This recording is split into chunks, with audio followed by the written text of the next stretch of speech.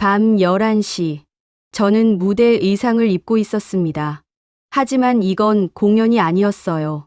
방문이 열렸고 중년 남자가 들어왔습니다. 고위 간부였죠. 오늘 밤 내 임무는 그날 저는 깨달았어요. 기쁨조의 진짜 의미를요. 그리고 6개월 후 저는 총알이 빗발치는 두만강을 건넜습니다. 기쁨조 탈북자의 고백입니다. 제 이름은 이수진입니다. 진짜 이름은 아니에요. 북에 가족이 있어서요. 방금 보신 그 장면. 제가 19살 때 일어난 일입니다. 어떻게 17살 소녀가 그런 상황에 놓이게 됐을까요?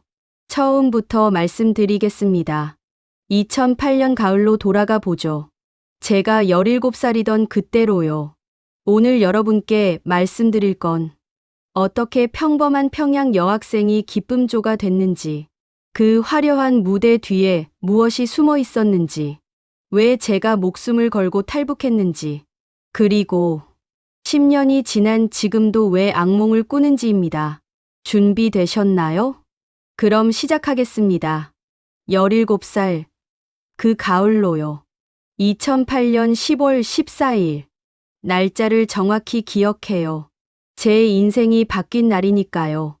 아침, 조회 시간이었습니다. 교장 선생님이 말했어요. 오늘 특별 신체 검사가 있다. 2학년 여학생들은 체육관으로 모여라. 친구들이 수군거렸죠. 무슨 검사래? 혹시 군대 가는 거 아냐? 우리는 몰랐어요. 그게 뭔지. 체육관에 갔을 때 낯선 사람들이 있었습니다. 양복을 입은 남자들, 보위부 사람들이었어요. 한 명씩 불렀습니다. 김수진. 제 이름이 불렸어요. 앞으로 나갔죠. 다리가 떨렸습니다.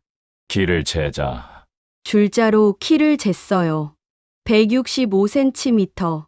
얼굴 정면 봐. 제 얼굴을 자세히 봤습니다. 피부, 눈, 코, 입. 마치 물건을 고르듯이. 입 벌려봐. 치아를 확인했어요. 충치가 있는지, 이가 고른지. 옷 들어 올려봐. 저는 그때 느꼈어요. 이게 건강검진이 아니라는 걸. 뭔가 다르다는 걸. 하지만 거부할 수 없었습니다. 보위부 사람들이었으니까요. 검사가 끝나고 교실로 돌아왔어요. 친구가 물었죠. 수진아, 뭐래? 그냥 검사였어. 하지만 마음이 불편했습니다. 이유는 몰랐어요. 일주일 후 저녁 먹을 때였어요. 문을 두드리는 소리가 났습니다. 아버지가 문을 열었어요. 인민반장이었습니다. 손에 빨간 봉투를 들고 있었죠. 동무. 축하합니다. 따님이 선발되셨습니다. 어머니가 물었어요. 뭐에 선발됐다는 겁니까? 만수대예술단 후보입니다. 큰 영광이에요. 그 순간 어머니의 얼굴이 하얗게 질렸어요. 저는 그때 몰랐습니다. 만수대예술단이 뭔지, 기쁨조가 뭔지도. 봉투를 뜯었습니다. 통지서가 들어 있었어요. 김수진 학생을 만수대예술단 후보로 선발함. 2008년 10월 30일까지 평양 동 소재 시설로 입소할 것. 인민반장이 떠난 후 집안이 조용해졌습니다. 아버지는 아무 말이 없었어요. 담배만 피우셨죠. 동생은 누나 대단하다며 좋아했어요. 하지만 어머니는 계속 우셨습니다. 어머니, 왜 우세요? 이거 좋은 거 아니에요? 어머니가 저를 꼭 안았어요. 수진아, 미안해. 어머니가 너를 지켜주지 못해서 무슨 말인지 이해할 수 없었어요. 지켜준다고? 뭘로부터요? 지금은 압니다. 어머니가 무슨 뜻으로 그러셨는지. 3일 후 평양 시내의 큰 건물로 갔습니다. 거기에 저처럼 선발된 소녀들이 30명쯤 있었어요. 다들 예뻤어요. 키도 크고 피부도 하얗고 한 명씩 다시 검사를 받았습니다. 이번엔 더 자세했어요. 옷 벗어봐. 속옷만 입고 서 있어야 했어요. 몸에 흉터가 있는지, 점이 어디 있는지, 체형이 어떤지 전부 기록했습니다. 그때 느꼈어요. 제가 사람이 아니라 상품이 된 것 같다는 걸. 검사가 끝나고 재능 심사가 있었어요. 노래를 시켰습니다. 저는 반갑습니다를 불렀죠. 춤을 추게 했어요. 조선 무용을 했습니다. 악기를 연주하게 했어요. 저는 피아노를 쳤습니다. 심사관들은 무표정했어요. 좋다, 나쁘다, 아무 말도 없었죠. 그냥 체크만 했습니다. 마지막으로 한 가지 질문을 했어요. 부모님이 뭐 하시나?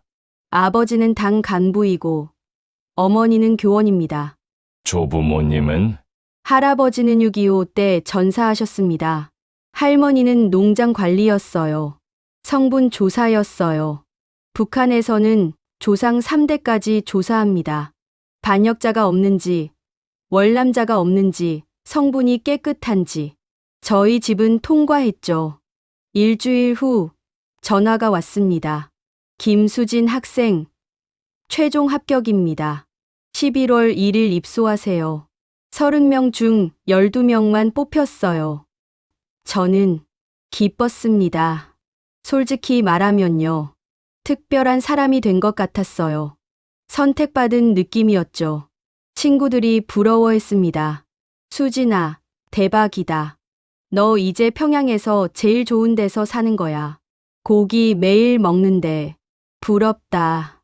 김정은 동지도 볼 수 있대. 다들 축하해줬어요. 하지만 집안 분위기는 달랐습니다. 아버지는 말이 없었어요. 어머니는 매일 제 옷을 만져주시며 우셨죠. 동생만 좋아했습니다. 아무것도 모르고요. 조용히, 천천히. 입소 전날 밤, 어머니가 제 방에 들어오셨어요. 손을 잡으시며 말씀하셨죠. 수진아, 거기 가서 절대 거역하지 마. 무슨 일이 있어도 참아. 알겠니? 네, 어머니. 근데 무슨 일이 있는데요? 어머니는 대답하지 않으셨어요. 그냥 저를 안아주셨습니다. 오래요. 그게 어머니와 마지막으로 나눈 대화였습니다. 그 후 6년 동안 저는 어머니를 딱 3번 만났어요. 2008년 11월 1일 평양 외곽의 시설에 도착했습니다. 높은 담벼락, 철조망, 경비병, 감옥 같았어요. 하지만 안은 달랐습니다. 기숙사는 천국이었어요. 개인 침대에 깨끗한 침구, 온수가 나오는 샤워실, 그리고 가장 놀라운 건 난방이 24시간 들어왔어요. 북한에서 이건 상상도 못할 일이죠. 평양 시내에서도 하루 2~3시간만 난방이 나오는데요. 식당에 갔을 때 더 놀랐습니다. 아침 식사에 흰 쌀밥, 계란, 고기가 나왔어요. 매일이요. 룸메이트가 된 미란이가 말했습니다. 수진아, 여긴 진짜 천국이야. 우리 운 좋다. 저도 그렇게 생각했어요. 처음엔요. 첫 주는 오리엔테이션이었습니다. 규칙을 배웠어요. 무단 외출 금지, 허가 없이 전화 금지, 외부인과 접촉 금지, 시설 내부에 대해 외부에 말하는 것 금지. 규칙이 많았어요. 하지만 이해했습니다. 보안 때문이라고 했으니까요.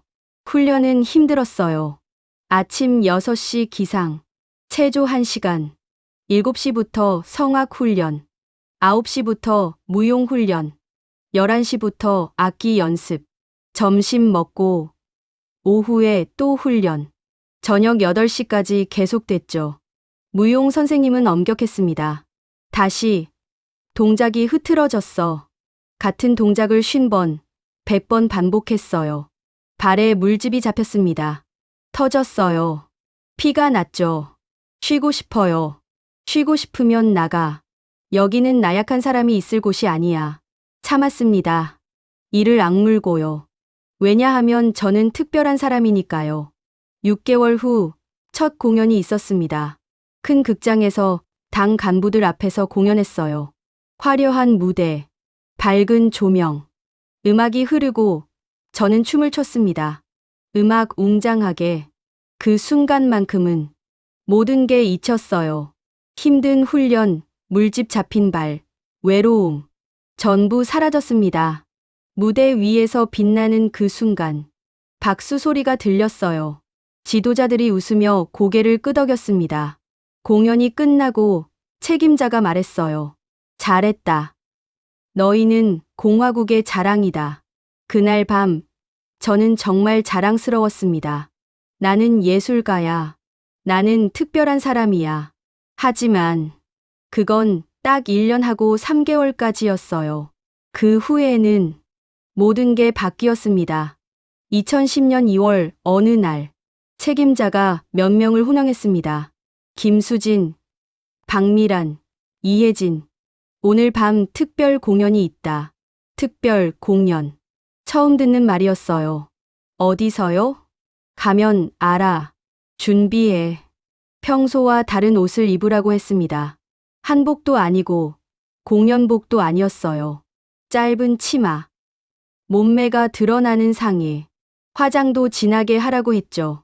미란이가 속삭였어요. 왜 이런 옷을 입으래? 몰라. 그냥 시키는 대로 하자. 불안했습니다. 뭔가 이상했어요. 하지만 물을 수 없었죠.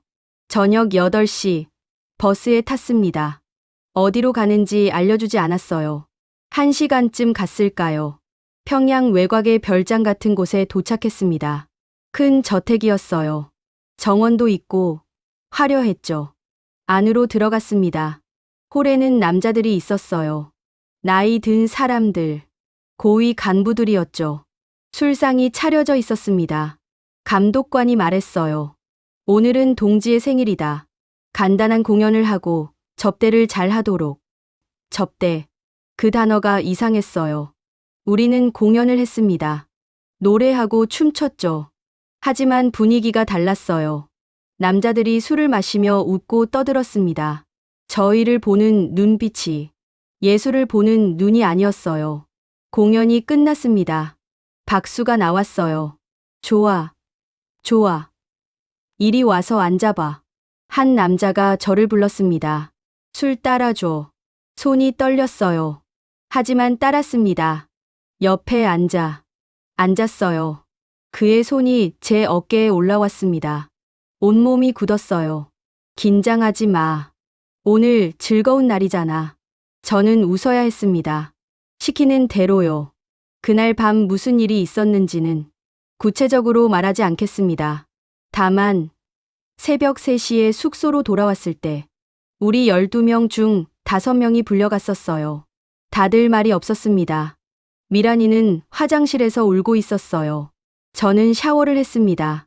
아무리 씻어도 깨끗해지지 않는 것 같았어요. 다음 날 아침에 일어났습니다. 아무 일도 없었던 것처럼 훈련이 시작됐어요.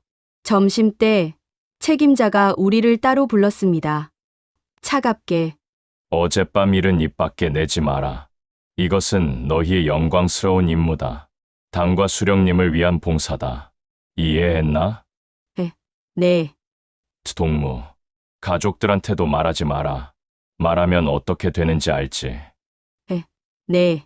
그날 이후 모든 게 달라졌습니다. 화려한 무대, 좋은 음식, 따뜻한 방. 이 모든 게 대가였다는 걸 알았어요. 저희는 물건이었습니다. 권력자들의 소유물. 예술가가 아니라 상품이었죠. 조용히, 담담하게. 한 달에 한두 번 특별 봉사가 있었어요. 거부할 수 없었습니다. 거부하면 가족이 위험해지니까요. 그렇게 4년이 흘렀습니다. 2014년 여름이었어요. 선배 언니 한 명이 특별 봉사를 거부했습니다. 그 언니는 28살이었어요. 기쁨조 생활 10년 차였죠. 그날 밤 언니가 책임자에게 말했습니다.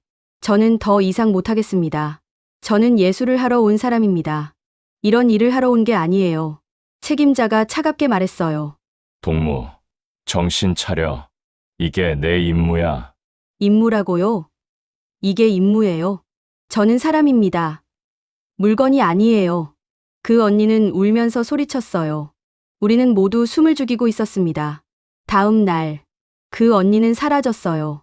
가족에게 문제가 생겨서 집으로 돌아갔다. 그렇게 들었습니다.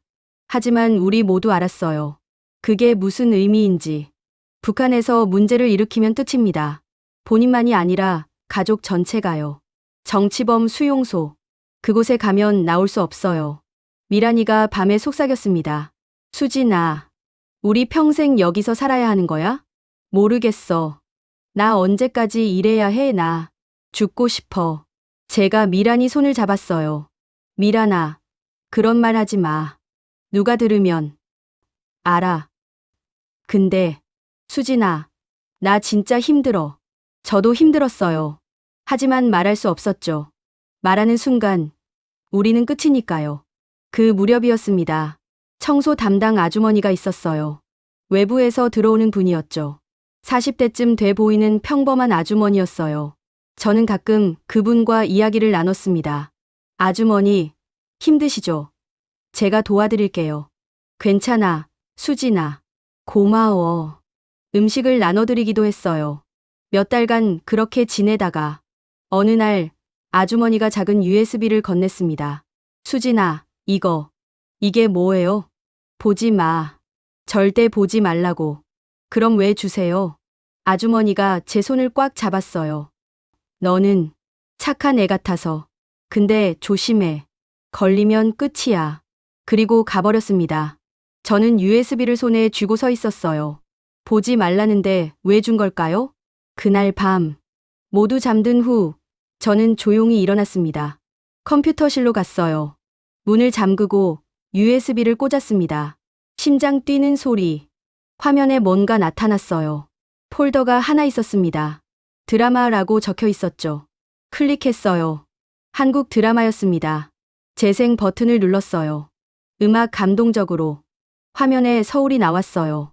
높은 빌딩들, 화려한 거리, 자동차가 가득한 도로, 그리고 사람들이 자유롭게 걸어 다니고 있었어요. 휴대폰으로 통화하고 커피를 마시고 웃고 있었죠. 주인공 여자가 식당에 들어갔습니다. 메뉴판을 봤어요. 10가지가 넘는 음식이 적혀 있었죠. 뭘 먹을까? 돈가스. 선택을 했습니다. 뭘 먹을지 스스로 선택했어요. 음식이 나왔습니다. 고기, 샐러드, 밥. 저는 멈춰서 다시 봤어요. 이게 진짜야? 계속 봤습니다. 주인공이 친구들과 카페에 갔어요. 아메리카노 하나요. 돈을 카드로 냈어요. 카드요. 북한에서는 상상도 못할 일이죠. 집에 돌아갔습니다. 자기 방이 있었어요. 컴퓨터로 인터넷을 했어요. 음악을 들었습니다.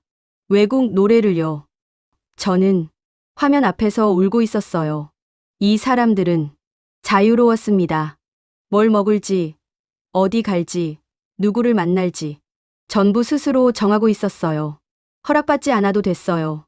감시받지 않았어요. 그냥 살고 있었습니다. 인간답게. 그날 밤 이후 제 세상이 뒤집혔습니다. 우리는 배웠어요. 남조선은 미제의 식민지다. 인민들이 굶주리고 있다. 자본주의 지옥이다. 전부 거짓말이었어요. 드라마 속 사람들은 행복해 보였습니다. 잘 먹고, 잘 입고, 웃고 있었죠. 우리는 배웠어요. 우리가 세상에서 가장 행복하다. 거짓말. 저는 매일 밤 감시당하며 물건처럼 취급받고 있었어요. 우리는 배웠어요. 위대한 수령님께서 우리를 돌보신다. 그 돌봄의 대가가 제 몸과 마음이었습니다. 조용히, 천천히, 공연 중에도, 훈련 중에도 그 생각뿐이었어요. 저 세상은 진짜일까? 정말 저렇게 사는 걸까? 나도 저렇게 살 수 있을까? 2015년 봄, 또 특별 봉사가 있었습니다. 이번에는 더 높은 사람이었어요. 그날 밤은 특히 힘들었습니다. 돌아오는 차 안. 미란이가 제 옆에 앉아 있었어요. 조용히 울고 있었죠. 수진아. 응. 나. 더는 못 견디겠어. 미란이가 제 손을 잡았습니다. 차라리 죽고 싶어. 이렇게 사는 것보다. 심장이 쿵 내려앉는 느낌. 그 순간 저는 결심했습니다. 여기서 나가야 해. 이대로는 안 된다고. 미란이도, 나도, 다른 친구들도. 이렇게 죽어갈 순 없다고. 살아서 나가자. 목숨을 걸어야 한다는 것도 알았어요. 잡히면 정치범 수용소에 갈 거고, 가족들도 처벌받을 거라는 것도요. 하지만, 이대로 사는 것도 죽는 거나 마찬가지였습니다. 적어도 탈북하면 희망이라도 있지 않을까요? 드라마 속 그 자유로운 세상에 갈 수 있지 않을까요?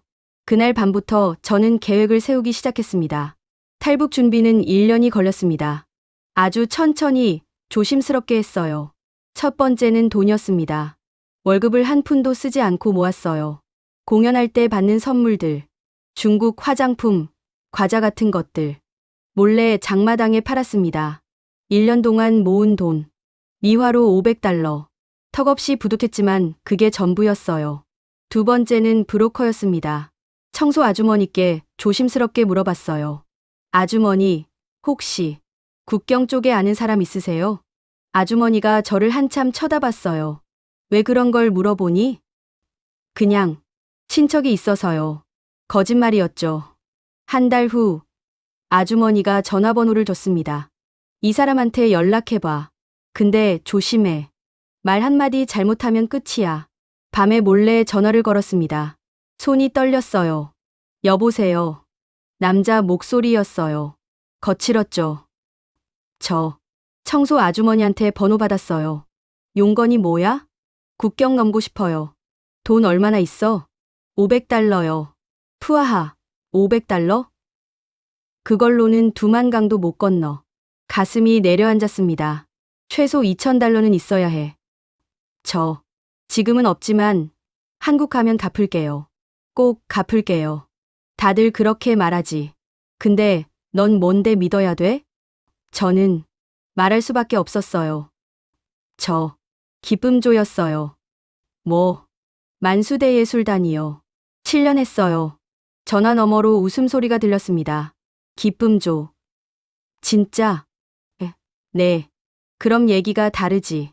한국 가면 내 이야기 팔 수 있겠네. 좋아. 하자.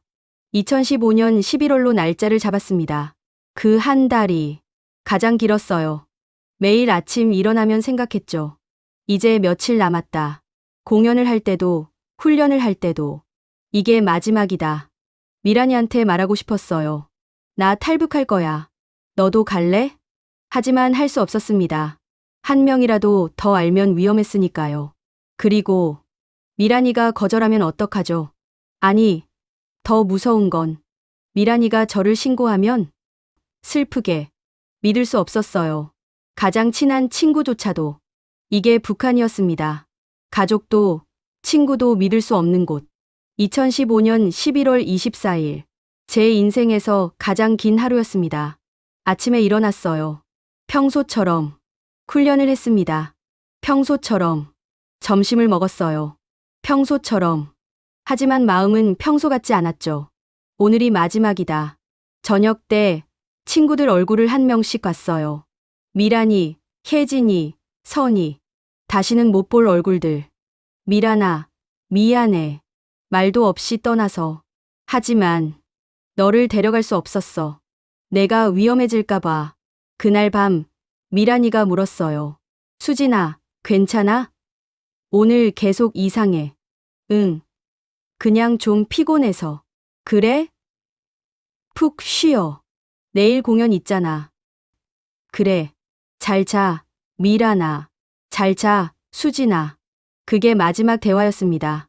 새벽 4시. 알람 없이 일어났어요.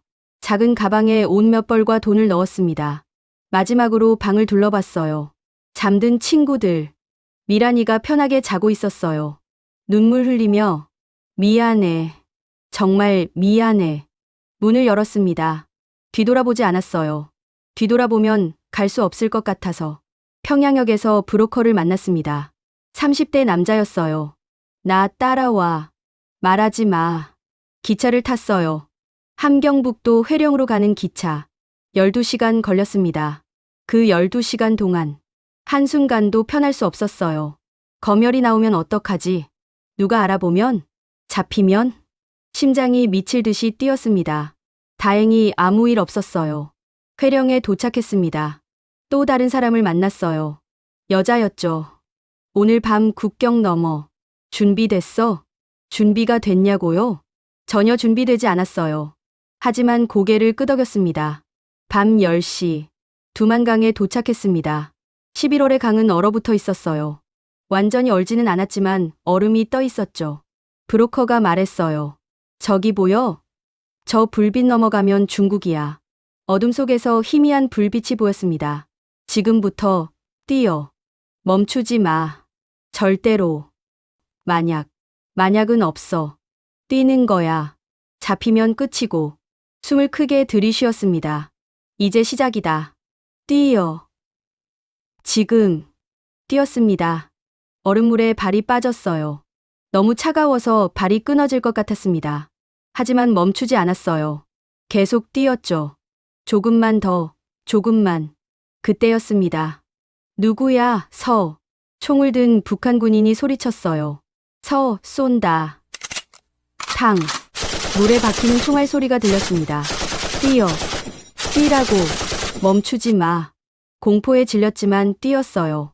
다리에 힘이 하나도 없었지만 뛰었습니다. 탕탕탕. 총소리가 계속 들렸어요. 제 옆으로 물이 튀었습니다. 죽는구나. 그 생각이 들었어요. 여기서 죽는구나. 하지만 멈출 수 없었습니다. 계속 뛰었어요. 그리고 제 발이 무언가에 걸려 넘어졌습니다. 얼굴이 물에 빠졌어요. 차가운 물이 입으로, 코로 들어왔습니다. 의식이 흐려졌어요. 이게 끝인가? 눈을 떴을 때 저는 살아 있었습니다. 어둡고 축축한 방. 온몸이 아팠어요. 옷은 젖어 있었고 추웠죠. 문이 열렸습니다. 중국 사람이 들어왔어요. 일어나. 여기 오래 있으면 안 돼. 제가 총 맞았나요? 아니, 기절했어. 운 좋았어. 운이 좋았다고. 살아있다는 게 운이라는 거죠. 여긴 어디예요? 중국. 국경에서 5km 정도. 중국. 저는 북한을 벗어났습니다. 처음으로 울었어요. 살았다는 안도감에.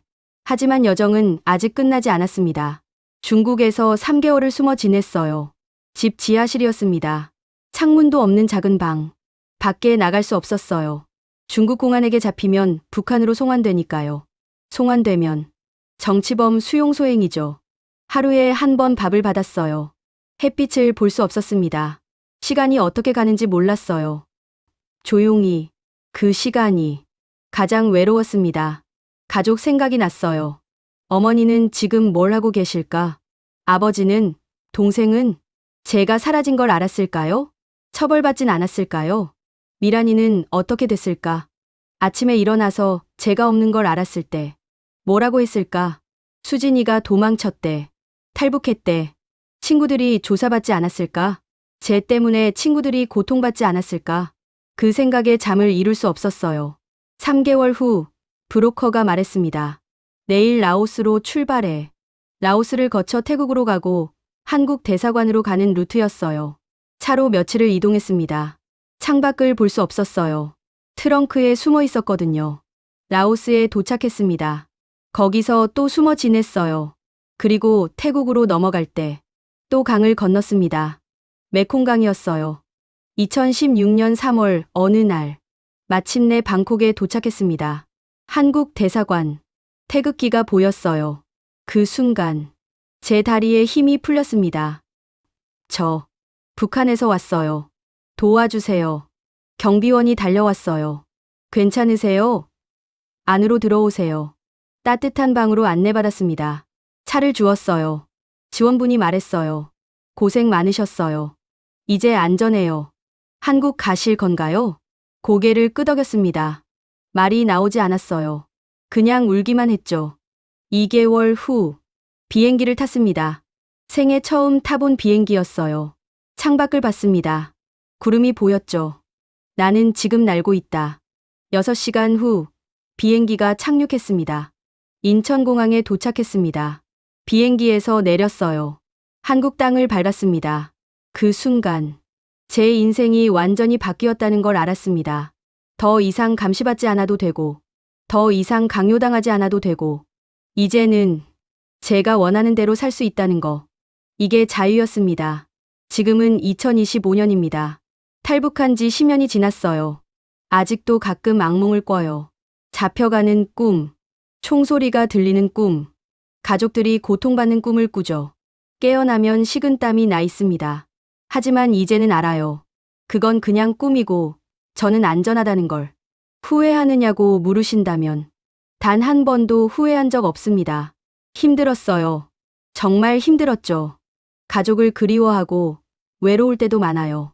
하지만 다시 북한으로 돌아가고 싶냐고 묻는다면 절대 아니라고 말할 겁니다. 지금 저는 인간답게 살고 있어요. 물건이 아니라 사람으로 살고 있죠. 아침에 일어나서 커피를 마셔요. 출근을 하고 친구들을 만나고 영화도 봐요. 평범한 일상이에요. 누구나 하는 거요. 하지만 저에게 이 평범함은 기적입니다.